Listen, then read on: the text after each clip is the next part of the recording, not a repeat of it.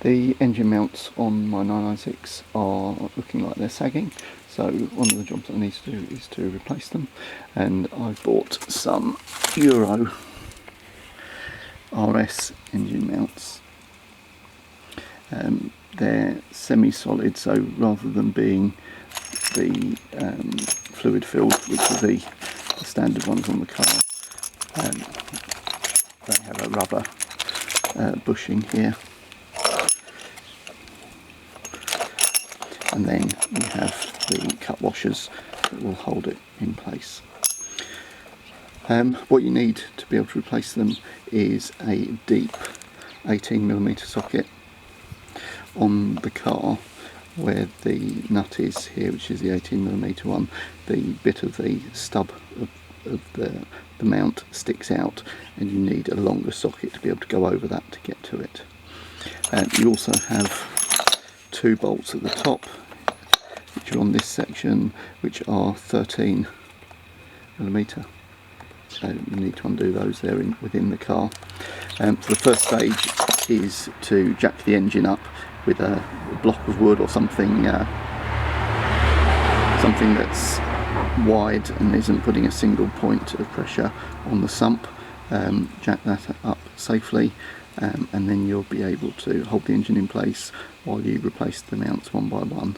I'm just going to show you now on the car what you get to. So just below the exhaust pipe, or behind the exhaust pipe, you can just see here there's a bolt with an 18mm nut on it.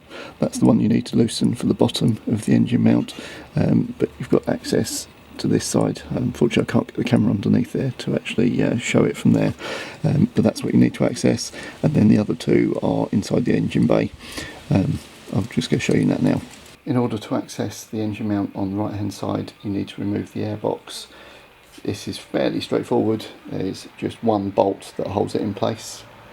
You also need to remove the end piece, the ducting that goes up to the spoiler, and unclip the air sensor lead, which is very easy to do, and then finally just unclip or undo the Jubilee clip that's holding the pipe onto the airbox, and then the whole airbox will come out, and that will give you access under here to get to the engine mount.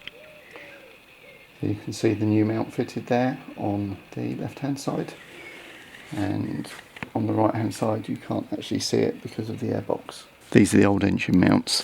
You can see that the rubber has completely perished. There's no hydraulic fluid in, and this just flops about, so it's not really doing anything in terms of supporting the engine, which is probably why when I put the new mounts in I couldn't see any difference in the harshness or vibration when the new mounts are meant to be a lot harsher. So because these are probably so old and not doing the job now, the one thing I have noticed is that the gear change is much smoother now.